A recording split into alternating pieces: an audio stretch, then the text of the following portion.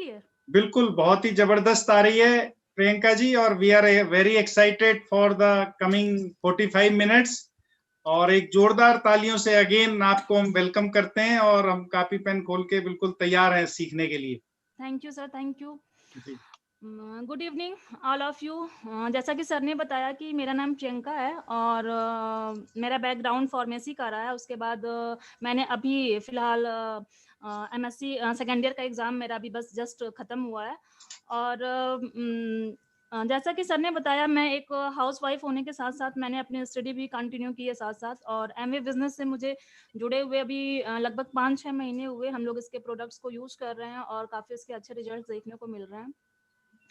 तो आज हम लोग बात करेंगे हेल्थ के बारे में, कि हेल्थ को हम लोग अपने अच्छा कैसे रखें, और अगर हम लोग स्वस्थ हैं तो उसको लाइफ टाइम हम लोग हेल्दी कैसे रखें, और अगर हम लोग अनहेल्दी जोन में हैं तो उसको हम लोग हेल्दी जोन में कैसे लाएं। दोस्तों, आप सब लोगों ने देखा है कि ये जो कोरोना टाइम जो चल रहा था, इसमें चाहे वो कोई भी हो, चाहे वो गरीब हो या अमीर हो या जैसे भी हो, पढ़े लिखे हो या कम एजुकेटेड हो, सबने अपने हेल्थ के ऊपर ध्यान देना शुरू किया है। क्यों? क्योंकि सबको ये चीज़ इस कोरोना टाइम में समझ में आ गई है कि स्वास्थ्य ही सबसे बड़ा धन है। अगर हमारे पास सब कुछ है, अगर हमारे पास स्वास्थ्य नहीं है तो वो किसी काम का नहीं है, हम उसको यूज़ नहीं कर सकते हैं। मैं आप लोग को थैंक्स बोलना चाहूँगी कि आप लोग इस हेल्थ सेशन का पार्ट बन रहे हो, और आप लोग अपने बिजी शेड्यूल में से थोड़ा-सा टाइम निकाल करके इसको आप लोग अटेंड किए हैं। इससे ये पता चलता है कि आप लोग अपने स्वास्थ्य के प्रति कितने जागरूक हैं और आप लोग उसको कितनी प्रायोरिटी देते हैं। अब हम बात करते हैं कि ऑप्टिमल हेल्थ यानी आदर्श स्वास्थ्य होता क्या है?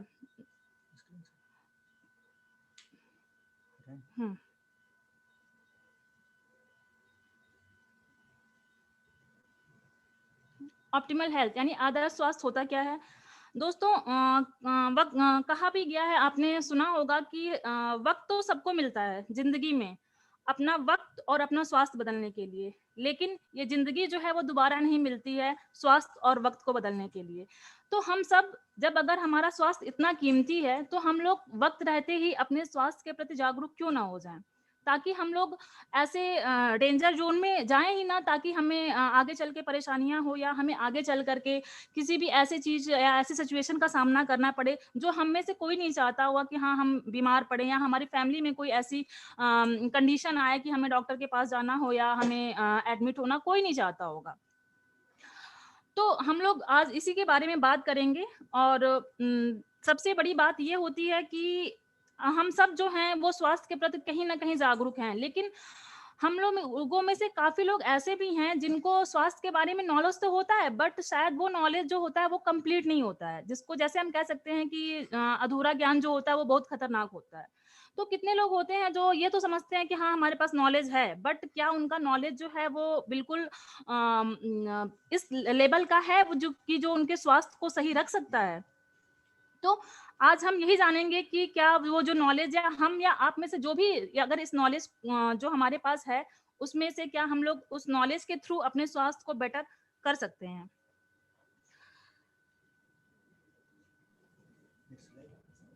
Next slide.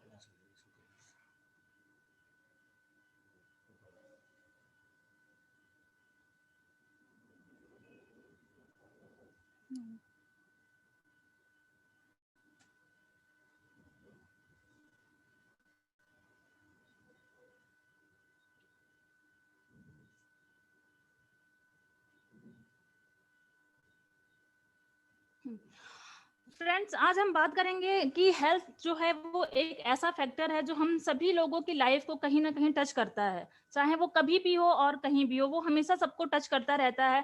कभी ना कभी हमारे फैमिली में या हमें कभी ना कभी बीमार पड़ते रहते हैं। ऐसा अवसर जरूर आता है हमारे फैमिली में कि हमें डॉक्टर के पास जाना पड़ता है या हमें हॉस्पिटल जाना पड़ता है। तो हम लोग जो हम लोग के इस सदी के सबसे बड़े रिच और एंटरप्रेन्योर हैं जो बिल गेट्स हैं, उन्होंने भी कहा है कि जो आने वाले फ्यूचर में जो कुछ सेक्टर्स हैं जो कि ह्यूमन बींग्स के लिए काफ़ी इंपॉर्टेंट होंगे, उसमें जो हेल्थ सेक्टर है वो सबसे पहले आएगा। और हम लोगों ने कोरोना टाइम में देख भी लिया है कि लोग हेल्थ के प्रति कितने जागरूक हैं। लोगों के पास बहुत पैसा होते हुए भी जो अपने हेल्थ के प्रति जागरूक नहीं रहा या जो अपने हेल्थ को सीरियसली नहीं लिया, उनको या तो वो कोरोना से संक्रमित हो चुके हैं, या तो फिर कितने लोगों को तो इसमें आप कह सकते हैं कि अनवांटेड डेथ भी हो चुकी है, जो कि एक काफ़ी मतलब आप कह सकते हैं कि काफ़ी दुखद चीज़ रही है। हेल्थ जो होता है, हमारे पुराने टाइम में भी कहा गया है कि स्वास्थ्य ही जो होता है वो सबसे बड़ा धन होता है। लेकिन आज की लाइफ में शायद ये चीज़ जो है वो हम लोगों ने मिस कर दी है। हम लोग की बिज़ी लाइफ में और बिज़ी शेड्यूल में हम लोग पैसा कमाने के चक्कर में, एक-दूसरे से कॉम्पिटिशन करने में, प्रमोशन के चक्कर में हम लोग हेल्थ के को तो शायद कहीं हम लोगों ने किनारे कर दिया है। हम लोग को अगर सुबह हम लोग की मॉर्निंग होती है या शाम हम लोग की होती है, तो यही सबके दिमाग में यही चलता रहता है कि हम लोग पैसा कैसे अर्न करें, या हम लोग अपना प्रमोशन कैसे करें, या हम लोग एक दूसरे को कॉम्पिटिट कैसे करें। तो हम लोग के दिमाग में हमेशा यही चलता रहता है। लेकिन कुछ चीज़ें हैं जो कि हम लोग अगर अपने स्वास्थ्य पे ध्यान दें और हम लोग एक अच्छी हेल्दी लाइफ़स्टाइल को अचीव करें, तो हम लोग काफ़ी हद तक अपने स्वास्थ्य को सही कर सकते हैं। कुछ चीज़ें मैं आपको बताना चाहूँगी कि कुछ चीज़ें जो हमारी हेल्थ की जो होती हैं, वो तो हम लोग उसमें हम कुछ नहीं कर सकते हैं। जैसे वो हमें जेनेटिक तौर पे अपने ग्रैंड पेरेंट्स या पेरेंट्स से मिलती हैं। जैसे कि हमारा डीएनए होता है, उसको हम चेंज नहीं कर सकते हैं। बट हम लोग एक हेल्दी लाइफ़ को अचीव करके अपनी जो फिज़िकल रूप से जो डैमेज होते हैं, या जो आप कह सकते हैं कि हमारे मेंटल हेल्थ की जो काफ़ी चीज़ें होती हैं, उसको हम काफ़ी हद तक सही कर सकते हैं। दोस्तों, ये भी बताया गया है, या आप सबको पता होगा कि जो हमारा हेल्थ का जो फाउंडेशन होता है, वो तभी शुरू हो जाता है जब हमारा जन्म भी नहीं हुआ रहता है। लोग बोलते हैं कि माँ के गर्भ में जब बच्चा पल रहा था, तभी से उसके स्वास्थ्य की नींव रखी जा चुकी होती है। वो चीज़ें हमें अपने पेरेंट्स या ग्रैंड पेरेंट्स से मिलती हैं। अगर हम बात करें कि आपके पास या किसी के पास बहुत पैसा है, नाम है, शोहरत है, अब वो बहुत फेमस है, बहुत रिच हैं, लेकिन अगर उनके पास स्वास्थ्य नहीं है, तो क्या आप उस चीज़ को यूज़ कर सकते हैं? वो किसी काम का नहीं है। आपकी सारी चीज़ धरी की धरी रह जाएगी अगर आपके पास स्वास्थ्य नहीं है। तो हम लोग को सबसे पहले हमें आता है कि हमें अपने स्वास्थ्य के ऊपर ध्यान देना चाहिए, जो कि सबसे बड़ा फैक्टर है।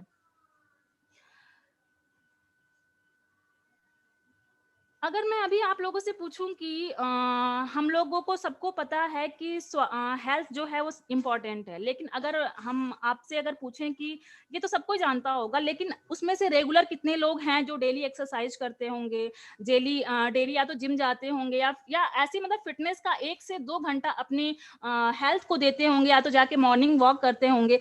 पता हम सबको है, लेकिन आखिर इसमें रेगुलर कौन है? तो शायद मैक्सिमम 2 से 3 ही लोग ऐसे होंगे जो अपनी हेल्थ को डेली रूटीन पे 1 से 2 घंटे टाइम देते होंगे।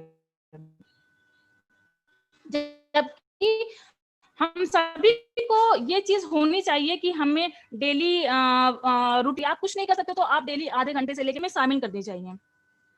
आप योगा कर सकते हो, आप हाई इंटेंसिटी इंटरवल ट्रेनिंग जो है वो आप कर सकते हो। आप कुछ भी करके 1 घंटे से लेकर के आप 45 मिनट तक अपना टाइम जो है एक्सरसाइज को दे सकते हो।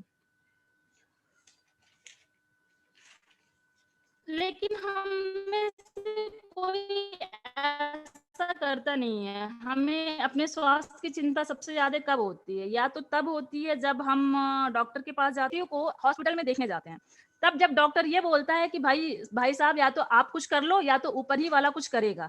तब हमारे माइंड में आता है कि हाँ, हम कल से अब बिल्कुल रूटीन अपना चेंज कर लेंगे, अपना शेड्यूल चेंज कर लेंगे, अब हम वॉक करेंगे। लेकिन फिर क्या होता है, फिर हम लोग अपना 2-3 दिन सीरियसली करते हैं और फिर अपने ही रूटीन पे आ जाते हैं। बट हमें ऐसा नहीं करना चाहिए।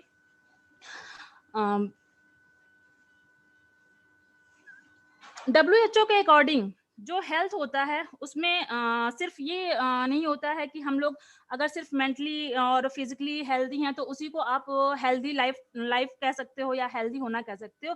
उसमें काफ़ी चीज़ें हैं, जैसे इमोशनली तौर पे, एनवायरमेंटल तौर पे, फाइनेंशियल तौर पे, इंटेलेक्चुअल तौर पे और सोशल तौर पे भी, स्पिरिचुअल तौर पे भी हमें हेल्दी होना। अगर आप हेल्दी हैं इन सारी चीज़ों में, तब आप ये समझ सकते हैं कि हाँ, हम हेल्दी जोन में आते हैं। सिर्फ मेंटल और फिजिकल तौर पे हेल्दी होना आज के ज़माने में सिर्फ हेल्दी होना नहीं है। अगर हम बात करें बीमारियों की, तो बीमारियाँ ऐसा नहीं है कि बीमारियाँ सिर्फ़ आज के प्रेज़ेंट टाइम में हो रही हैं, और बीमारियाँ आज से 40-50 साल पहले भी होती थी। लेकिन ये था कि उनका जो सिम्पटम्स होते थे, उनके उनके जो टाइम पीरियड होता था, उनका जो वेक्टर होते थे, ये सारी चीज़ें जो होती थी वो आज की बीमारियों से बिल्कुल अलग होती थी। पहले की जो बीमारियाँ होती थी, इनके जो सिम्पटम्स होते थे वो हमें दिखाई देते थे। इनके जो वेक्टर होते थे वो मक्खी होते थे, मच्छर होते थे, पैरासाइट्स होते थे। लेकिन ये जब बीमारियाँ आती थीं तो ये बहुत मतलब बड़े पैमाने पे आती थी। इसमें ऐसा होता था कि गाँव के गाँव खाली हो जाते थे, मतलब लोग मर जाते थे। जैसे कि पहले की बीमारियाँ आती थी, हैजा आता होता था, प्लेग होता था, टीबी होती थी। इन सब चीज़ों से जब पहले के ज़माने में बीमारियाँ आती थी तो काफ़ी मतलब नुकसान होता था।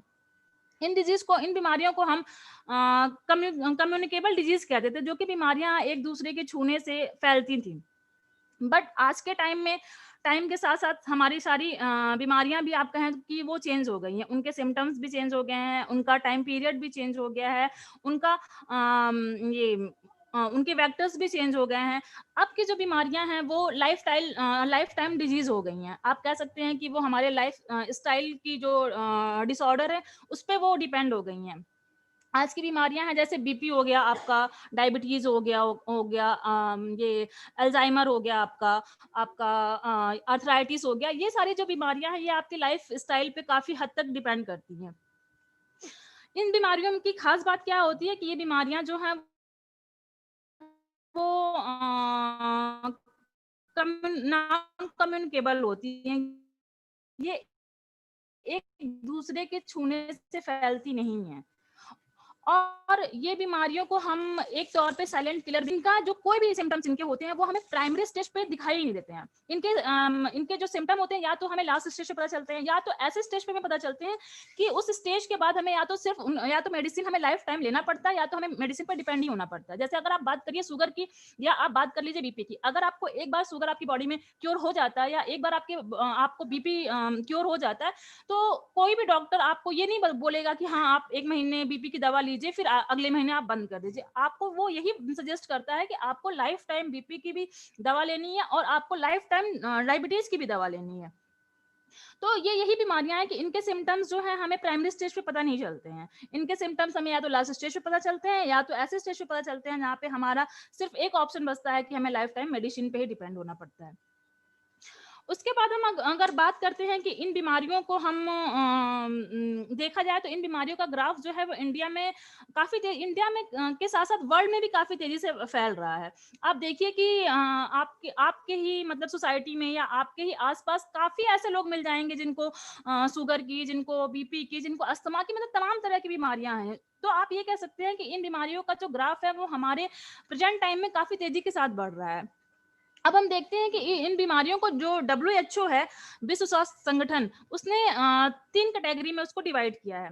फर्स्ट कैटेगरी जो होती है इसमें हेल्दी हेल्दी लोग आते हैं, और सेकंड जो कैटेगरी होती है उसमें सब हेल्दी लोग आते हैं, और थर्ड जो कैटेगरी होती है इसमें आते हैं हमारे अनहेल्दी लोग। हेल्दी जो कैटेगरी होती है उसमें सिर्फ 5% लोग 5% लोग आते हैं जो कि मेंटल तौर पे, फिजिकल तौर पे, या सोशल तौर पे, या स्पिरिचुअल तौर पे जो हेल्दी होते हैं, उनका सिर्फ जो परसेंटेज है वो सिर्फ 5% है। बाकी आते हैं सब हेल्दी लोग में परसेंटेज होता है वो 80% होता है। 80% लोगों में ये ऐसे लोग होते हैं जो अगर थोड़ा सा भी मौसम चेंज हुआ या कोई भी छोटी मोटी बीमारी इनको हो जाती है, लेकिन ये या तो अपने आप या तो मेडिसिन लेकर ये ठीक हो जाते हैं। ये परमानेंट, इनको मतलब मेडिसिन की ज़रूरत नहीं पड़ती है। और थर्ड जो कैटेगरी हमारी है वो है अनहेल्दी ज़ोन। अनहेल्दी ज़ोन में 15% लोग आते हैं, और ये ऐसे लोग होते हैं जो आप इनका मतलब टोटल या तो ये हॉस्पिटलाइज़ होते हैं, या तो इनका मतलब पूरा जो डिपेंडेंसी होती है इनकी मेडिसिन पे होती है। इनकी मतलब होल टाइम इनकी मेडिसिन चलती ही रहती है। एक आर्टिकल्स के अंदर ये भी बताया गया कि हमारे जो सोसाइटी में जो लोग होते हैं वो 2 माइंडसेट के लोग होते हैं। एक जो होते हैं वो ऐसे होते हैं कि जो बीमारियाँ होने के बाद वो उसका ट्रीटमेंट करते हैं, डॉक्टर के पास जाते हैं और उसका ट्रीटमेंट करते हैं। और ऐसे लोग भी होते हैं जो कि उन बीमारियों के होने से पहले ही उसके प्रति जागरूक होते हैं और अपना प्रिवेंशन कर लेते हैं, ताकि हमें भविष्य में कोई ऐसी बीमारी हो ना, या हम उस बीमारी के मतलब अगर होती भी है तो हम उसको पहले ही ट्रीटमेंट करके उसको हम ठीक कर लेंगे। आज हम जानते हैं कि डब्ल्यूएचओ के अकॉर्डिंग जो इंडिया में बीमारियों का ग्राफ बढ़ रहा है, इस हद तक जो बढ़ चुका है, आखिर वो उसका ग्राफ क्या है? पहला अगर हम देखें तो सबसे पहली कॉमन जो आजकल की बीमारी है वो है डायबिटीज। डायबिटीज जो है उसमें डब्ल्यूएचओ ने बताया है और कई आर्टिकल्स में ये चीजें आप लोग देखेंगे कि लिखा हुआ है कि 2030 तक एशिया में 190 मिलियन लोग डायबिटीज के रोगी होंगे और सबसे ज्यादा लोग जो हैं वो इंडिया में और चाइना में होंगे। दूसरी आपकी एक बीमारी हार्ट डिजीज या आप इसको कार्डियोवास्कुलर डिजीज भी कह सकते हैं। डब्ल्यूएचओ ने बताया है कि 2035 तक अगर इसी ग्राफ से इंडिया में हार्ट की डिजीजेस बढ़ती रही तो पूरे वर्ल्ड में जितने पेशेंट हार्ट के होंगे उसके सिर्फ 60% लोग इंडिया में होंगे। तीसरी आपकी जो एक कॉमन सी डिजीज हो गई है ओबेसिटी, मोटापा। इसका तो आप देखिए तो ग्राफ लगातार बढ़ता ही जा रहा है। आप कह सकते हैं कि आने वाले दिनों में ये मतलब ये काफी एक भयंकर बीमारी के रूप में पूरे वर्ल्ड में फैल रहा है। ओबेसिटी, डब्ल्यूएचओ ने बताया है कि 2025 तक इंडिया में 27% ओबेसिटी का जो ग्राफ है वो बढ़ जाएगा। फोर्थ अगर हम डिजीज की बात करें तो वो आती है रेस्पिरेटरी डिजीज, यानी श्वास से संबंधित रोग। इंडिया में हर साल 4 लाख से ज्यादा लोगों की मौत होती है और वो प्रीमेच्योर डेथ का कारण होता है श्वास संबंधी बीमारियां। पांचवा है आपका कैंसर। कैंसर भी आप कह सकते हैं कि पहले तो कैंसर कभी कभार किसी का दुक्का किसी को सुनने में आता था कि हाँ उनको कैंसर हुआ है, लेकिन अब तो आप देख सकते हो कि कैंसर भी कॉमन ही होता जा रहा है जिस हिसाब से इसका ग्राफ बढ़ रहा है। आप देख लो पंजाब में, आप देख लो वहां पे तो एक ट्रेन चलती है वो कैंसर ट्रेन के नाम से। तो डब्ल्यूएचओ ने बताया है कि जिस हिसाब से कैंसर का ग्राफ इंडिया में बढ़ रहा है उस हिसाब से आने वाले 2025 तक इंडिया में कैंसर का पेनिट्रेशन 70% तक होगा। एक आर्टिकल्स के अकॉर्डिंग जो हमारी जो जनरेशन है, जो हम लोग कह सकते हैं कि यंग इंडिया है, वो अनहेल्दी है। अनहेल्दी कैसे है? आप देखो सुनने में आता है कि 10 साल का या 12 साल का लड़का है, उसकी हार्ट की बाईपास सर्जरी हो रही है। छोटे छोटे बच्चों को आप देखो उनकी किडनी फेल हो रही है, उनको डायलिसिस पे रखा जा रहा है। 20 से 25 पहले सुनने में आता था कि हाँ 60 साल के 70 साल के लोगों को हार्ट अटैक आ रहा है, कार्डियक अरेस्ट आ रहा है। बट अब देखो तो आप 25 साल 30 साल के लोगों को भी सुनने में आता है कि उनको दिल का दौरा पड़ गया, उनको कार्डियक अरेस्ट आ गया, उनकी हार्ट अटैक से मौत हो गई। तो हम लोग सोच सकते हैं कि ये जो है हमारे लिए एक वार्निंग है कि हम लोग हेल्दी जोन से की तरफ ना जाकर हमारा जो पूरा देश है या यंग इंडिया है वो अनहेल्दी जोन की तरफ जा रहा है। छोटे छोटे जो बच्चे हैं आप उनमें भी देखो कि डायबिटीज जो है वो छोटे छोटे बच्चों में क्योर हो रहा है। कितने बच्चे तो ऐसे होते हैं जो मतलब आप कह लो कि 2 साल 3 साल के बच्चों में भी डायबिटीज क्योर हो रहा है। तो ये क्या है? ये तो हमारे लिए एक वार्निंग है ना कि हाँ आप जो आपकी नेक्स्ट जनरेशन है वो हेल्दी नहीं है, वो अनहेल्दी जोन की तरफ जा रही है। अब इसकी हम बात करते हैं कि आखिर ऐसी क्या चीजें हैं जो हमें अनहेल्दी जोन की तरफ ले जा रही हैं। अगर हम आज की डेट में बात करें कि हम अपने प्लेट की बात करें, जो हमारे खाने की प्लेट होती है, तो क्या हम ये कह सकते हैं कि हमारी प्लेट्स जो है वो न्यूट्रिशन है उसमें? उसमें अगर आप देखा जाए तो जितना हमें डेली न्यूट्रिशन चाहिए, हमारे बॉडी को जितनी डेली न्यूट्रिशन की जरूरत होती है, क्या वो न्यूट्रिशन हमारे बॉडी में है? शायद नहीं। उसके लिए हमें ऐसा क्या है कि हमारी बॉडी से, हमारे थाली से जो है वो न्यूट्रिशन गायब होता जा रहा है। आप देखिए खाने में हम क्या खाते हैं? खाने में हम फल खाते हैं, सब्जियां खाते हैं, चावल खाते हैं, दाल खाते हैं, यही तो खाते हैं। लेकिन क्या आपने ध्यान दिया है कि इन सारी चीजों में, ये सारी चीजें केमिकल, इनमें केमिकल पड़ा हुआ है, इनमें इंसेक्टिसाइड पेस्टिसाइड का यूज हुआ है, इनमें इतने ढेर सारे कंटामिनेंट प्रेजेंट हैं जो कि हमारे थाली को शायद न्यूट्रिशन नहीं, उसमें आप कह सकते हैं कि उसमें सोप पॉइजन का वो काम करते हैं। एक रिपोर्ट के अकॉर्डिंग 10 साल, आने वाले अगले 10 साल में 38 करोड़ लोग हार्ट डिजीज के पेशेंट होंगे, डायबिटिक के पेशेंट होंगे और कैंसर के पेशेंट होंगे। इसमें से हम में से कोई भी ये श्योर नहीं कर सकता है कि उसमें से हमारा नंबर नहीं होगा। हो सकता है कि उसमें से एक हमारा भी नंबर हो अगर हम अपनी हेल्थ पे ध्यान नहीं देते हैं। तो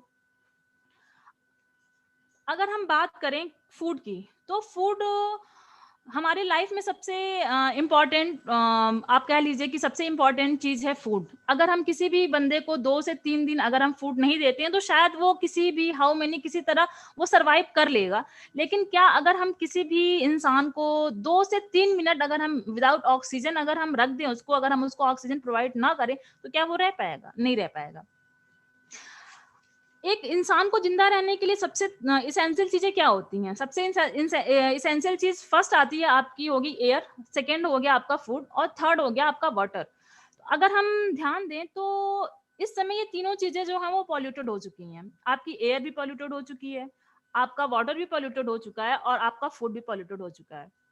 आप ये नहीं कह सकते हैं कि इसमें कोई भी चीज ऐसी है जो पॉल्यूटेड नहीं हुई है। आप एयर में देखो, आप इस समय आप लोग देखते होंगे कि दिल्ली में क्या हाल हो रखा है एयर पोल्यूशन का। तो हम सब जान रहे हैं कि ये चीजें तीनों चीजें पॉल्यूटेड हो चुकी हैं और इन्हीं चीजों की देन है कि ये जो बीमारियां हैं वो लगातार इतनी तेजी के साथ इनका ग्राफ बढ़ रहा है।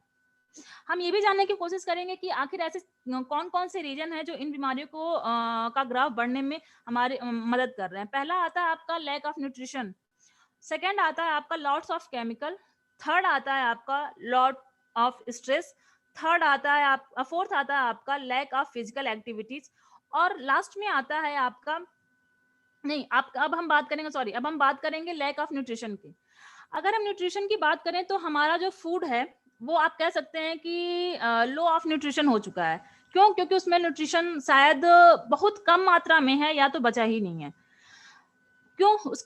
उसकी रीजन क्या है? क्यों? क्योंकि हम लोग लो फाइबर का हम लोग इंटेक कर रहे हैं, या तो हम कह सकते हैं कि हम लोग फाइबर वाली चीज का इंटेक कर ही नहीं रहे हैं। आजकल हम लोग क्या है, हम लोग सूप लेना पसंद कर रहे हैं, हम लोग नूडल्स लेना पसंद कर रहे हैं, हम लोग प्रिजर्वेटिव फूड लेना पसंद कर रहे हैं, प्रोसेस्ड फूड लेना पसंद कर रहे हैं और इन सब चीजों में आप अगर देखें तो फाइबर बिल्कुल ही नहीं होता है या तो नाम मात्र का होता है। और हमारी बॉडी के लिए, हमारे डाइजेशन को हेल्दी रखने के लिए फाइबर जो होता है वो सबसे इंपॉर्टेंट रोल प्ले करता है। दूसरा आपका आता है high intake of sugar and salt. हम लोग अपने डेली इंटेक में शुगर का और सॉल्ट का इंटेक काफी ज्यादा कर रहे हैं। हम लोग कोई भी कॉमन पर्सन को आप देख लीजिए तो चाय तो 2-3 कप 4 कप या मैक्सिमम तो मैंने ऐसे ऐसे लोगों को देखा है कि 8-8 10-10 कप चाय हो जाती है। उसके बाद जो ये प्रोसेस्ड फूड हो रहे हैं उसमें सबसे ज्यादा अगर कोई चीज यूज की जाती है तो वो सॉल्ट यूज किया जाता है उनको सेव करने के लिए और उनको लॉन्ग टाइम तक प्रिजर्व करने के लिए। और हम लोग मैक्सिमम यही फूड यूज कर रहे हैं जो प्रोसेस्ड फूड है या पैकेट वाले फूड है, हम लोग वही यूज कर रहे हैं। फर्स्ट आपको अगर मैं बताऊं तो 1 ग्राम जो ग्लूकोज होता है जो कि हम लोग शुगर के रूप में लेते हैं या मतलब किसी भी रूप में हम लोग काफी तरीके हम लोग शुगर इंटेक करते हैं। 1 ग्राम जो हमारा ग्लूकोज होता है उसको डाइजेस्ट करने के लिए हमें डेली 15 से 20 मिनट की वॉक जरूरी मतलब उसकी जरूरत होती है, यानी कंपलसरी होती है। यानी 1 ग्राम आपको ग्लूकोज को अपनी बॉडी में डाइजेस्ट करने के लिए आपको 15 से 20 मिनट तक की वॉक करनी पड़ती है। तो अब आप इससे अपना नतीजा आप निकाल सकते हैं कि आप डेली कितना ग्लूकोज का आप इंटेक करते हैं और आप उसके अकॉर्डिंग क्या आप वॉक या एक्सरसाइज करते हैं जिससे वो ग्लूकोज का जो आपने इंटेक किया है वो आपकी बॉडी में डाइजेस्ट होता है। उसके बाद हम बात करते हैं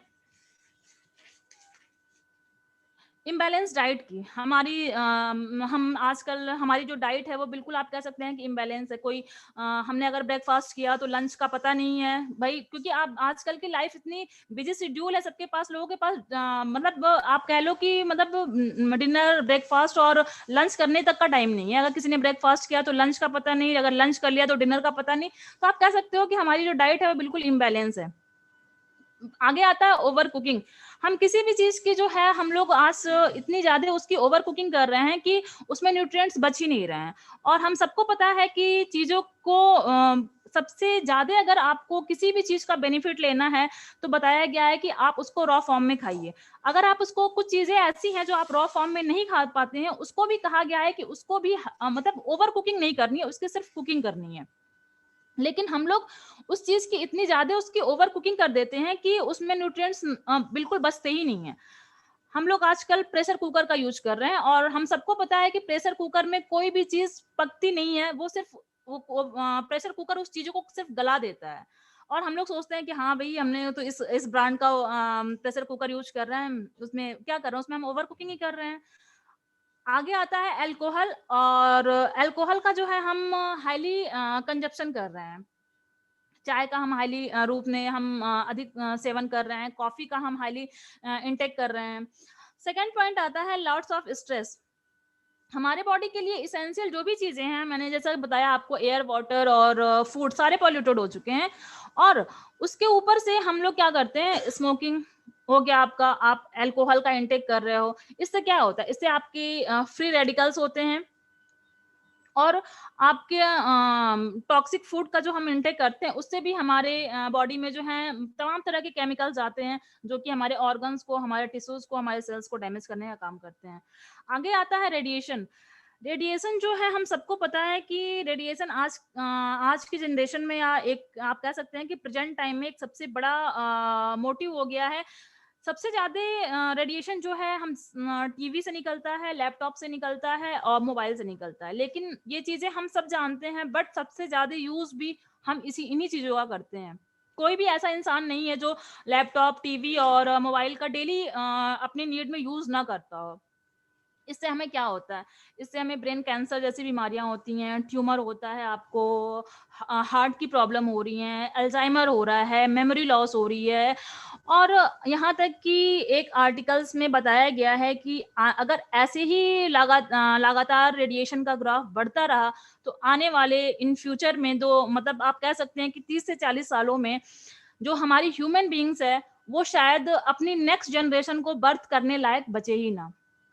आप देखो, आज की जनरेशन में आप देख लो, मेल्स में कितने फर्टिलाइजेशन का जो उसमें स्पर्म्स काउंट्स है वो कितने लो हो गए हैं। वुमेन्स में आप देखो, वुमेन्स में आईवी प्रोसेस यूज किया जा रहा है, जो कि पहले ये सिर्फ आप कह सकते हो कि ये वेस्टर्न कंट्रीज में यूज किया जाता था, बट अब इंडिया में भी इसका काफी प्रचलन हो गया है।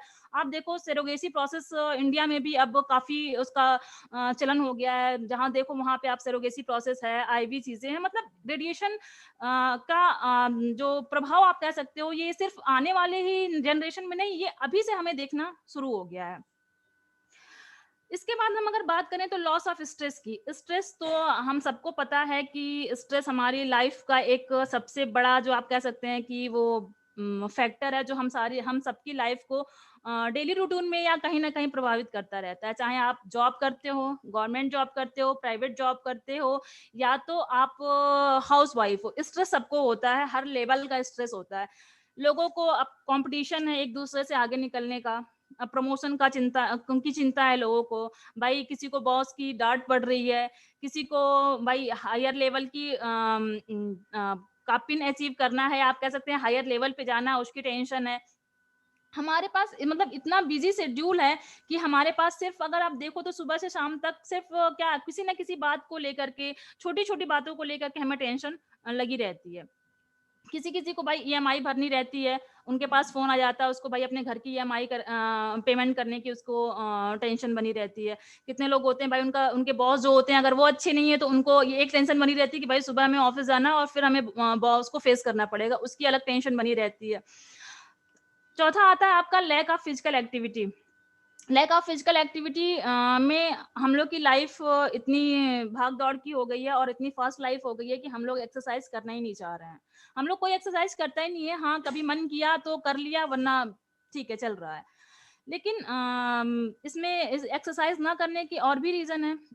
ऑटोमोबाइल लाइफ हो गई है। भाई एक बटन दबाया, हर चीज़ हो गया, बैठे-बैठे कंट्रोल से आपकी टीवी ऑन हो गई, आपका एसी ऑन हो गया, हर चीज़ बस एक बटन दबाओ आप, स्टार्ट हो गई। आजकल तो गाड़ियाँ भी आपकी सेल्फ स्टार्ट आ गई हैं, बस किक स्टार्ट किया भाई पहुँच गए।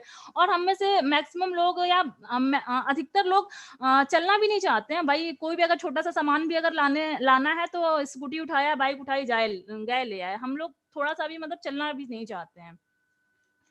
अब अगर हम बात करें कि हमारी बॉडी का जो स्ट्रक्चर होता है, हमारी बॉडी बनी कैसे होती है? हमारी बॉडी जो है वो बनी होती है सेल से। सबसे पहले हमारी बॉडी में बनते हैं सेल्स, सेल से बनते हैं टिश्यू, टिश्यू से बनते हैं ऑर्गन, और ऑर्गन के बाद जो होता है वो एक पूरा सिस्टम तैयार होता है।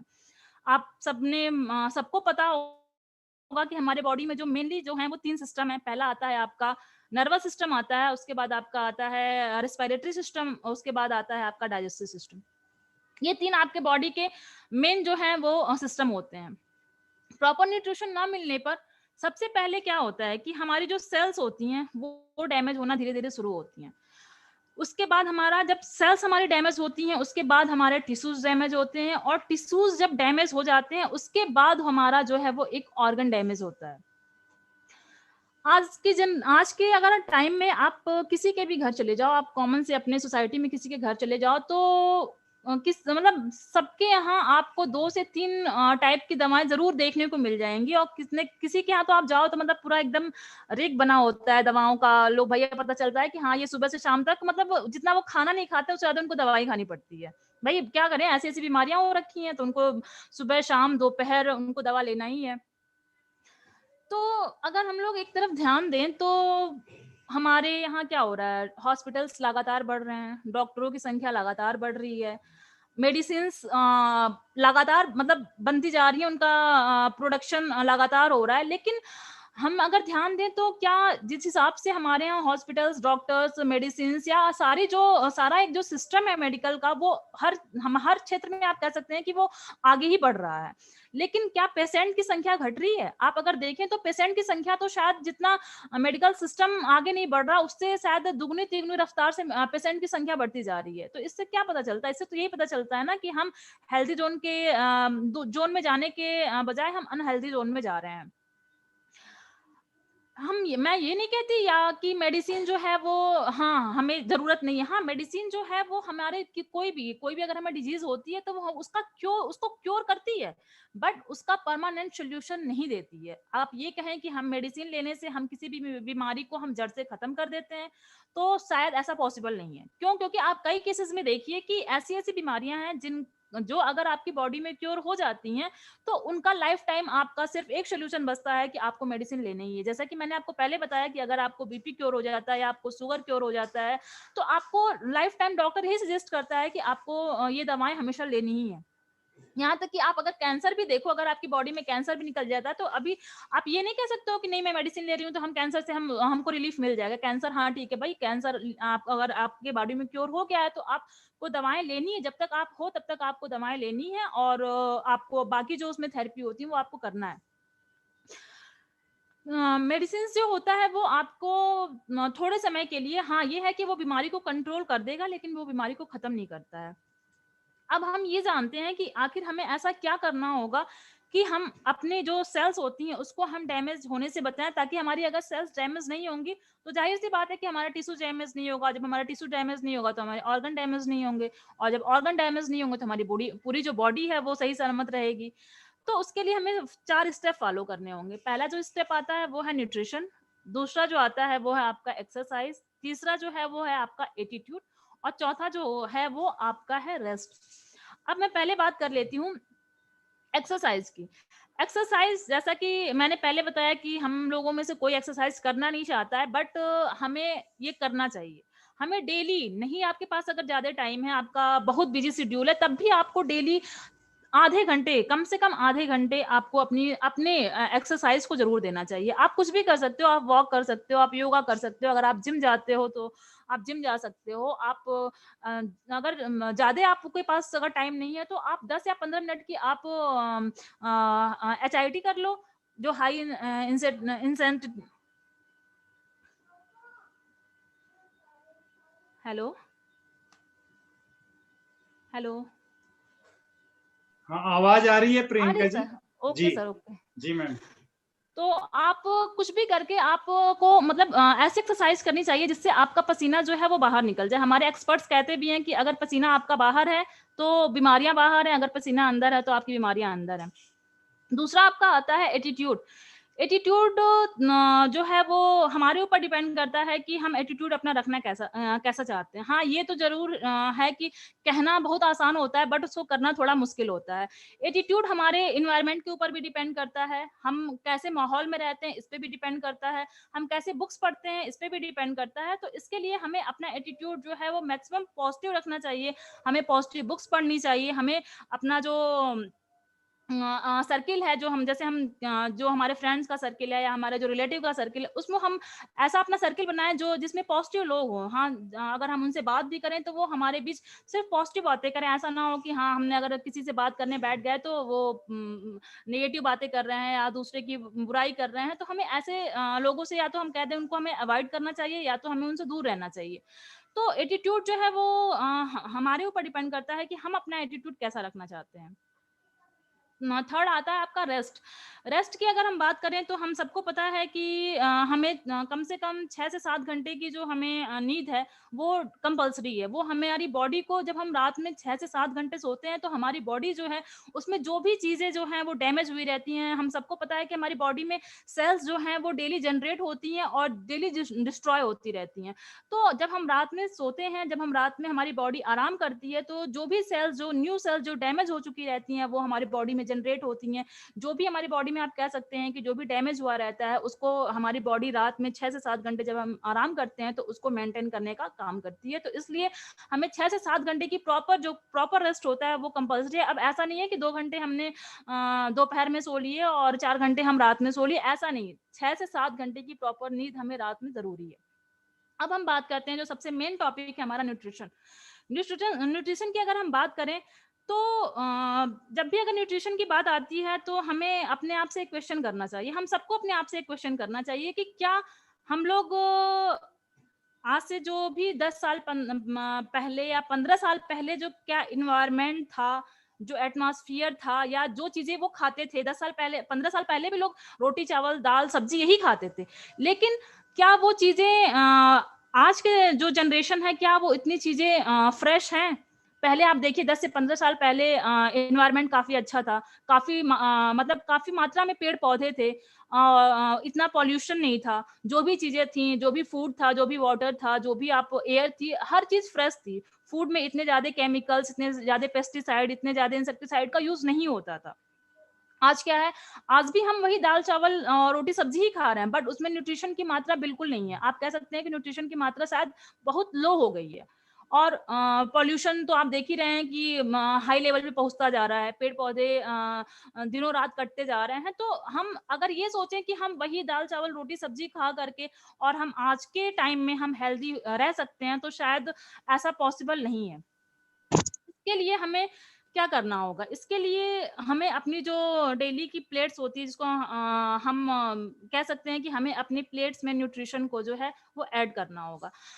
डब्ल्यूएचओ ने कहा भी है कि हमें अपने डेली रूटीन में डेली हमें 5 तरह के फल और 5 तरह की सब्जियाँ हमें डेली लेनी चाहिए। वो भी कैसी फल और सब्जियाँ जो ऑर्गेनिक खेती के द्वारा पैदा की गई हों, यानी उनमें कोई भी किसी प्रकार के केमिकल, किसी प्रकार के इंसेक्टिसाइड, किसी प्रकार के पेस्टिसाइड का यूज़ ना किया गया हो। और हम लोग उसको अगर आप खेत से तोड़ते हो तो 8 से 12 घंटे के अंदर वो आपको आपके मतलब पास पहुँच जाना चाहिए जिसको आप मतलब बना के आप खा सको। लेकिन हमारे यहाँ क्या होता है, हमारे यहाँ तो हम लोग कहो स्टोर में रखी हुई सब्जियाँ यूज़ करते हैं। मतलब बिना मौसम की जो सब्जियाँ जो जो सब्जियों का मौसम नहीं होता, वो सब्जियाँ हमें प्रोवाइड की जाती हैं। तो उन सब्जियों में क्या होता है, उन सब्जियों में न्यूट्रिशन बिल्कुल नाम मात्र का बचा होता है। उसमें न्यूट्रिशन होता ही नहीं है। जैसे कि हमारे एक्सपर्ट्स बताते भी हैं कि जैसे मान लीजिए कि नारियल पानी है, अगर हम बात करें नारियल पानी की, तो नारियल पानी केरला में नारियल के पेड़ आपको केरला में ज़्यादा मिलते थे, लेकिन अब क्या है, अब तो आपको नारियल पानी कहीं भी मिल जाता है। कहीं भी आप देखो तो नारियल के पेड़ आपको अगर आपको मैक्सिमम दिख जाते हैं। लेकिन क्या जो चीज़ एक पर्टिकुलर उसका जो एनवायरनमेंट था, उसकी जो सैंड थी, क्या वो जो केरला का जो एनवायरनमेंट है, उसकी जो चीज़ें हैं, क्या वो यहाँ पे भी मिल पाएँगी? नहीं मिल पाएँगी। लेकिन हम लोगों ने क्या किया, हम लोगों ने उसमें अपना उसमें नई टेक्नोलॉजी को यूज़ करके, उसको हाइब्रिड करके, उसमें ऑर्गेनिक केमिकल्स को यूज़ करके, पेस्टिसाइड को यूज़ करके हम लोगों ने उसको भी यहाँ पे चीज़ें अपना नारियल यहाँ पे भी पैदा कर रहे हैं। आप देखो कि छोटे-छोटे पौधों में, गमलों में आप देखो कि आम लोग उगा ले रहे हैं। उसमें भी आम आप कहोगे एक छोटा-सा पेड़ है, उसमें भी 5 किलो 10 किलो आम निकल आ रहे हैं। तो क्या उसमें न्यूट्रिशन है? उसमें न्यूट्रिशन है ही नहीं, उसको तो आप लोगों ने सिर्फ़ केमिकल्स की वजह से और उसपे हम लोगों ने इतना इंसेक्टिसाइड और पेस्टिसाइड का यूज़ करके उसको हम लोगों ने सिर्फ़ क्वांटिटी बढ़ा ली है। आप कह सकते हैं कि किसी भी चीज़ की, फ्रूट्स हो गया या अनाज हो गया या कोई भी चीज़ हो गई, उसकी क्वांटिटी तो हम लोगों ने बढ़ा ली है, लेकिन क्वालिटी जो है वो बिल्कुल आप कह सकते हैं कि या तो लेस हो गई है या तो उसमें बची ही नहीं है। अब हम बात करें अगर न्यूट्रिशन की, तो एक सर्वे के अकॉर्डिंग हमारे यहाँ जो इंडिया में जो बच्चे हैं, जो छोटे-छोटे बच्चे हैं, उसमें उन बच्चों में 98% जो बच्चे हैं, उनमें जो सबसे जो उनकी जो बेसिक चीज़ होती है, बेसिक रिक्वायरमेंट जो होता है, जो उनकी ब्रेन के डेवलपमेंट के लिए, ब्रेन के शार्पनेस के लिए जो ज़रूरी है, वो है आपका ये फॉलिक एसिड, जो कि मतलब छोटे बच्चों के लिए सबसे ज़्यादा एसेंशियल चीज़ होती है। उसको ब्रेन के डेवलपमेंट में, उनके ब्रेन के शार्पनेस में आप कह सकते हैं कि वो सबसे अहम रोल प्ले करता है। वो चीज़ उनके फूड में प्रेज़ेंट ही नहीं है। वो 98% जो बच्चे हैं वो फोलिक एसिड की उनके में डिफिशियंसी पाई जा रही है। 16 से 15 साल के जो बच्चे होते हैं, उनमें आप देखो तो उनमें विटामिन बी, विटामिन ए की कमी हो रही है। छोटे-छोटे बच्चे हैं, उनको आप देखो चश्मा लगा हुआ है, उनको आई की प्रॉब्लम्स हो रही हैं, ये चीज़ें हो रही हैं। तो इन चीज़ों से क्या पता चलता है? इन चीज़ों से यही पता चलता है ना कि हमारी जो जनरेशन है वो भी अनहेल्दी ज़ोन में है। हम अपने बच्चे, जो हमारे छोटे घर में जो बच्चे होते हैं, उनसे हम ये उम्मीद करते हैं कि हाँ, वो बच्चा हमारा अच्छी परफॉर्मेंस करे, क्लास में फर्स्ट आए, मतलब उससे हम काफ़ी तरह की उम्मीदें करते हैं। लेकिन क्या हम लोग कभी ये सोचते हैं कि हाँ, हम उम्मीदें तो करते हैं, बट क्या हम उनकी परफॉर्मेंस को बेटर करने के लिए हम लोगों ने क्या उनके न्यूट्रिशन को बेटर किया है? उनके न्यूट्रिशन में हम लोगों ने क्या कोई ऐसी चीज़ को ऐड किया है जो उनकी परफॉर्मेंस को बेटर कर सके? अगर हम हमारा बच्चा अगर अच्छा नहीं करता है, या उसकी क्लास में अच्छे नंबर नहीं आते हैं, या क्लास में फर्स्ट नहीं आता, तो हम लोग क्या करते हैं, भाई चलो ठीक है, 4 थप्पड़ ही लगा दो, वही न्यूट्रिशन के तौर पे। लेकिन हमें ऐसा नहीं करना चाहिए। हमें अपने बच्चों के उसके न्यूट्रिएंट्स को आप सही करिए, उसमें उसकी ऐसी चीज़ों को आप उसमें ऐड करिए ताकि उसकी परफॉर्मेंस अच्छी हो, उसका माइंड शार्प हो। आप उसमें काफ़ी ऐसी चीज़ें हैं, ऐसे प्रोडक्ट्स हैं जो आप उसमें यूज़ कर सकते हैं, जिससे हमारा बच्चा जो है वो काफ़ी बेटर परफॉर्मेंस कर सकता है। अब अगर हम बात करें कि न्यूट्रिएंट्स जो होते हैं वो 2 तरीके के होते हैं। एक जो होता है वो आपका माइक्रो न्यूट्रिएंट्स होता है, और आप एक जो होता है वो मैक्रो न्यूट्रिएंट्स होता है। मैक्रो न्यूट्रिएंट्स की हम बात करें तो मैक्रो न्यूट्रिएंट्स का, मैक्रो का मतलब होता है लार्ज यानी बड़ा। मैक्रो न्यूट्रिएंट्स में आते हैं आपका सबसे पहला जो है वो है कार्बोहाइड्रेट। कार्बोहाइड्रेट हम सब जानते हैं कि ये हमारे बॉडी को एनर्जी प्रोवाइड करते हैं, ये बॉडी में एनर्जी को प्रोड्यूस करते हैं। दूसरा आपका आता है प्रोटीन। प्रोटीन जो है वो हमारे बॉडी में सबसे अहम रोल प्ले करता है। प्रोटीन हमारी बॉडी के लिए सबसे इसेंशियल न्यूट्रिएंट्स होता है। प्रोटीन को हमारे बॉडी के बिल्डिंग ब्लॉक्स भी कहे जाते हैं। जैसे कहा जाता है कि अगर एक घर को बनाने के लिए सीमेंट सबसे ज़रूरी होता है, वैसे ही हमारी बॉडी को बनाने के लिए प्रोटीन जो होता है वो सीमेंट का काम करता है। आप कह सकते हैं कि एक तरह से वो सीमेंट का काम करता है। वो हमारे बॉडी में जो हमारे बॉडी में प्रोटोप्लाज्म होता है, वहाँ पर वो बिल्डिंग ब्लॉक्स का काम करता है। और ये प्रोटीन जो है वो हर एज के लोगों के लिए इसेंशियल है, चाहे वो चाइल्ड हो, एडल्ट हो या ओल्ड एज हो, प्रोटीन हर एज के लोगों के लिए कंपल्सरी है।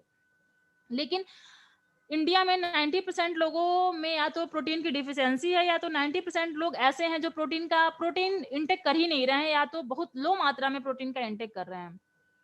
प्रोटीन हमें लेना कैसा चाहिए, या प्रोटीन की हमें रिक्वायरमेंट कैसे पूरी करनी चाहिए? प्रोटीन हमें अपने डेली हमें अपने बॉडी वेट के अकॉर्डिंग लेना चाहिए। अगर हमारा वेट आप मान लीजिए कि 60 केजी है या 70 केजी है, तो हमें डेली अपने डाइट में 60 से 70 ग्राम प्रोटीन ऐड करना चाहिए।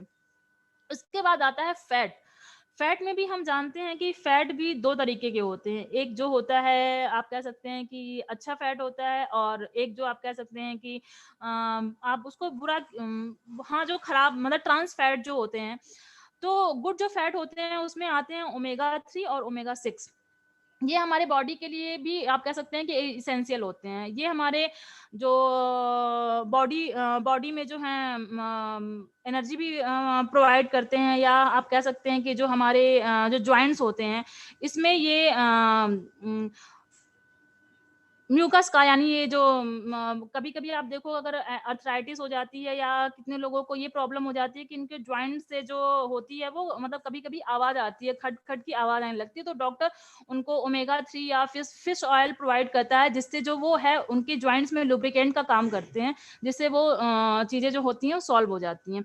अब हम बात करते हैं माइक्रो न्यूट्रिएंट्स की। माइक्रो न्यूट्रिएंट्स में आता है पहला विटामिन और मिनरल। विटामिन में हम सब जानते हैं कि जैसे विटामिन ए हो गया, बी, सी, डी, ई के कई तरीके के विटामिन्स हैं जो हमारे बॉडी में कैटलिस्ट का काम करते हैं। ये हमारे नर्वस सिस्टम को प्रमोट करते हैं और ये हमारी बॉडी में हार्मोन्स को बैलेंस करने में भी काफ़ी अच्छा रोल प्ले करते हैं।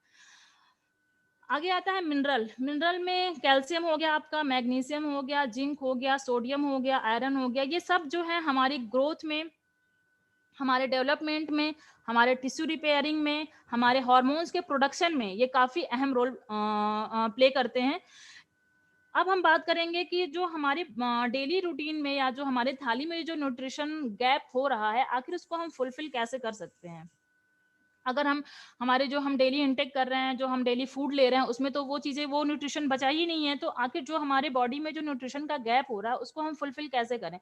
तो उसके लिए हमारे सामने एक सब आता है काफ़ी सप्लीमेंट। सप्लीमेंट आता है जिसका अगर हम इंटेक करते हैं, तो हमारे बॉडी में जो न्यूट्रिशन का गैप है, उसको हम पूरा कर सकते हैं। तो सप्लीमेंट भी ऐसा नहीं है कि हम मार्केट में गए और कोई भी सप्लीमेंट उठाया और उसका हम लोगों ने उसको लेना शुरू कर दिया। सप्लीमेंट लेने से पहले भी हमें ये चीज़ें देखनी चाहिए कि वो मार्केट में भी 2 तरीके के सप्लीमेंट प्रेज़ेंट हैं। आप पहला जो है वो सिंथेटिक और दूसरा जो है वो नेचुरल। मैक्सिमम कंपनियाँ, जो फार्मा कंपनियाँ हैं, वो जो सप्लीमेंट्स बनाती हैं, वो सिंथेटिक होता है। उसको आप अगर लेते हो, तो आपको कई तरीके की प्रॉब्लम्स भी हो सकती हैं। सप्लीमेंट्स को लेने से पहले हमें अम ये पता कर लेना चाहिए कि वो सप्लीमेंट जो है वो किस उसका सोर्स क्या है, वो किस सोर्स से लिया गया है, या उसका नेचुरल सोर्स है या उसका जो है वो सिंथेटिक सोर्स है। सिंथेटिक सोर्स का जो सप्लीमेंट होता है, उसको एक्चुअली वो हमारी बॉडी में पूरी तरीके से जो है वो डिसॉल्व नहीं होता, या आप कह सकते हैं कि हमारी बॉडी में पूरी तरीके से एब्ज़ॉर्ब नहीं होता है। क्यों? क्योंकि हमारी बॉडी भी, हम सब जानते हैं कि हमारी बॉडी जो है वो नेचुरल चीज़ों से मिलकर बनी हुई है। ऐसा तो है नहीं कि हमारी बॉडी पैरासिटामॉल और बाकी केमिकल से बनी हुई है। तो अगर हम कोई भी नेचुरल चीज़, हमारी बॉडी जब नेचुरल चीज़ से बनी हुई है, तो अगर हम कोई भी नेचुरल चीज़ अपनी बॉडी को प्रोवाइड करते हैं या हम अपनी बॉडी में अगर लेते हैं, तो वो उसके साथ अच्छा रोल प्ले करेगी। तो हम सप्लीमेंट लेने से पहले हमें उसका सोर्स क्या है, उसका एब्ज़ॉर्प्शन क्या है, कि हमारे बॉडी में वो पूरी तरीके से एब्ज़ॉर्ब हो भी रही है कि नहीं हो रही है। ऐसा तो नहीं कि उसको हमको लेने से कोई साइड इफ़ेक्ट हो रहा है। उसका हम अगर उसको यूज़ कर रहे हैं, तो उसका इफ़ेक्ट कितना हो रहा है, उसके बॉडी में हमारे क्या-क्या उसके इफ़ेक्ट हो रहे हैं। अब अगर हम सोचें कि हमें कौन-सा सप्लीमेंट लेना चाहिए, तो हम सबको पता है कि हम सब जो है, हमें ब्लेस होना चाहिए कि हमारे पास एक ऐसा ब्रांड है, जो हम सब जिसका यूज़ कर रहे हैं, और उस ब्रांड का नाम है न्यूट्रीलाइट। जो 80 साल पुराना ब्रांड है, और इस ब्रांड की स्टार्टिंग जो है वो 1934 में हुई थी। इंडिया में इसकी स्टार्टिंग सितंबर 2000 में हुई थी, और ये वर्ल्ड का one of the most largest selling brand है, जिसको बड़े पैमाने पर हम सब यूज़ कर रहे हैं। सबसे पहले 1920 में कार्ल एफ रेहनबर्ग ने इस सप्लीमेंट पे काम करना शुरू किया था। उन्होंने 14 साल तक 1920 में उन्होंने शुरू किया, और 1934 में उन्होंने वर्ल्ड को सबसे पहला जो multivitamin and multi mineral supplement, जिसको हम डेली के तौर पे जानते हैं, उन्होंने वर्ल्ड को दिया। तो एक टैबलेट को, जो डेली टैबलेट है, उसको बनाने में उनको कार्ल एफ रोहनबर्ग को 14 साल लगे। तो आप सोच सकते हैं कि आखिर इस चीज़ पे कितनी रिसर्च हुई होगी, उसके बाद ये ब्रांड बनकर तैयार हुआ होगा। अब हम बात करेंगे कोरोना वायरस की। हम सब जान रहे हैं कि ये काफ़ी क्रिटिकल कंडीशन रही है, और हम सबने उसको फेस किया है, कोरोना काल को, और अभी भी ये हम लोग इसको फेस ही कर रहे हैं। तो हम आज ये जानेंगे कि हम लोग आखिर कोरोना की जो ये बीमारी है, इससे हम लोग कैसे बच सकते हैं, या अपने आप को इससे कैसे हम लोग सेव कर सकते हैं। हम सब जानते हैं कि कोरोना वायरस जो है वो हमारी बॉडी में उसके एंटर करने के वो कई तरीके हैं, या तो वो या हमारे रेस्पिरेशन के थ्रू एंटर होता है, या तो वो किसी के कांटेक्ट में आने से हमारे बॉडी में वो एंटर होता है। जब वो हमारे बॉडी में एंटर होता है, तो वो हमारे सेल्स में जाकर के वो अपना जो डीएनए है उसको पेनिट्रेट कर देता है, और फिर हमारी सेल्स जो है उसका डीएनए उस वायरस के डीएनए से मिल करके, और सेल्स जो है वो अपना खुद उसी वायरस को, कोरोना वायरस को वो प्रोड्यूस करने लगती है। और हमें पता है कि जो सेल्स हैं हमारे बॉडी में वो डिवाइड होती रहती है, और उसी डिवीजन की वजह से वो ये जो वायरस है वो हमारी बॉडी में फैलता हुआ चला जाता है। तो आखिर ऐसी क्या चीज़ है जिसको हम अपना करके इस कोरोना वायरस से हम बच सकते हैं? इसके लिए हमें अपने इम्यून सिस्टम को स्ट्रॉन्ग करना होगा। हम सबको पता है कि इम्यून सिस्टम जो है वो ऐसी चीज है जो हमारे बॉडी में किसी भी चीज को, किसी भी आप कह सकते हैं कि बैक्टीरिया को या वायरस को, वो हमारे बॉडी में डिटेक्ट करती है और उस पे अटैक करती है, ताकि वो हमारे बॉडी में एंटर ना कर पाए। लेकिन अगर हमारा इम्यून सिस्टम वीक है, या हमारा इम्यून सिस्टम बुलेट प्रूफ नहीं है, या इतना स्ट्रांग नहीं है, तो वो बैक्टीरिया या वायरस हमारे बॉडी में एंटर कर हो जाता है, और जिससे हमें आप कह सकते हैं तमाम तरह की बीमारियां या कोरोना वायरस जैसी बीमारियां होती हैं। इसके लिए हमें क्या करना है? इसके लिए हमें सबसे पहले तो हमें एल्कलाइन चीजें का इंटेक ज्यादा से ज्यादा करना होगा, कि हम मतलब जो हमारी बॉडी को एल्कलाइन करें। आप एसिड अल्कोहल का हमें यूज बंद करना होगा। आपको क्या अल्कोहल हो गया, टी हो गया, कॉफी हो गया, इनका अगर आप हाईली इंटेक करते हैं तो इसको आपको इन चीजों का यूज आपको बंद करना होगा। हमें अपने इम्यून सिस्टम को बुलेट प्रूफ बनाना होगा, और इसके लिए हमें कई चीज़ों का जो है हम यूज़ कर सकते हैं, जिससे हमारा इम्यून सिस्टम स्ट्रांग हो सकता है। पहला है, आप देखो तो आप योगर्ट का यूज़ कर सकते हो। योगर्ट के यूज़ से आपका इम्यून सिस्टम स्ट्रांग होता है। आप प्रोबायोटिक्स का यूज़ कर सकते हो, ये भी हमारे इम्यून सिस्टम को स्ट्रांग करने में काफ़ी हेल्पफुल होते हैं। आप फर्मेंटेड बैक्टीरिया का भी यूज़ कर सकते हो। आप कई हमारे ऐसे प्रोडक्ट्स हैं जिनका आप यूज़ कर सकते हो, जैसे हमारे प्रोडक्ट्स में काफ़ी हैं, तुलसी हो गया, अश्वगंधा हो गया, वसाका मुलेठी हो गई, विटामिन सी हो गया। इन सब चीज़ों का भी आप यूज़ करके अपने इम्यून सिस्टम को बूस्ट कर सकते हो, या अपने इम्यून सिस्टम को जो है आप बुलेट प्रूफ कर सकते हो। अब अगर हम बात करें तो हमारा जो इम्यून सिस्टम होता है वो 3 प्रकार का होता है। पहला आपका होता है ये बैरियर इम्यून सिस्टम, दूसरा आपका होता है इनेट इम्यून सिस्टम, और थर्ड आपका होता है लास्ट में एडॉप्टेटिव इम्यून सिस्टम। हमें अपने एडॉप्टेटिव इम्यून सिस्टम पे वर्क करना होता है, ताकि कोई भी बैक्टीरिया या वायरस जब हमारे बॉडी में एंटर करता है, तो एडॉप्टेटिव इम्यून सिस्टम हम उससे लड़ सके, और हमारे बॉडी में एंटीबॉडीज को प्रोड्यूस कर सके, जिससे वो बैक्टीरिया अगर हमारे बॉडी में एंटर भी करता है, तो जो एंटीबॉडीज उसके अगेंस्ट बनती हैं, तो वो उसको किल करने का काम करती है। तो इन सब चीज़ों को हम अगर यूज़ करें तो हमारा इम्यून सिस्टम काफ़ी हद तक आप कह सकते हैं कि स्ट्रॉन्ग बन सकता है, या उसको हम बुलेट प्रूफ बना सकते हैं। उसके लिए हमें थोड़ा-सा और भी हम अपने बॉडी को हाइड्रेट रख सकते हैं। हमें बताया भी गया है कि 8 से 12 ग्लास डेली हमें वाटर का इंटेक करना चाहिए। आप कुछ अच्छे सप्लीमेंट हैं, आप उनका यूज़ करिए। इन सब चीज़ों को यूज़ करके हम इस वायरस से हम अपने आप को सेफली रख सकते हैं। या अगर अब ऐसा नहीं है कि अगर हम अब इसका यूज़ कर रहे हैं तो हमें बिल्कुल ये गारंटी है कि हमें कोरोना वायरस नहीं, मतलब हमें नहीं होगा, ऐसा नहीं है। हाँ, ये है कि अगर हो भी गया तो आप काफ़ी हद तक आप उससे फाइट कर सकते हो, और आप अपने आप को जल्दी से जल्दी आप उस चीज़ से अपने आप को क्योर कर सकते हो।